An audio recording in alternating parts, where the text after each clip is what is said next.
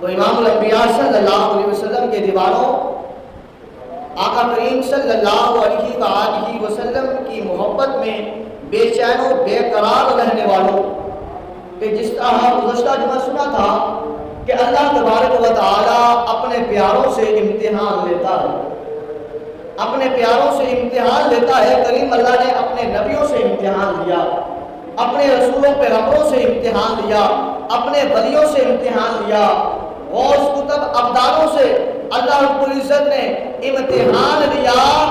کریم اللہ نے چھوٹے سے لے کر بڑے سے بڑے تک اللہ رب العزت نے سبھی سے امتحان لیا، اور جو اس امتحان میں کامیاب ہو گئے وہ دنیا میں بھی سنور گئے، قبر و حشر میں بھی سنور گئے۔ اللہ اکبر۔ تو حضرت ابراہیم علیہ السلام کا بھی امتحان ہے۔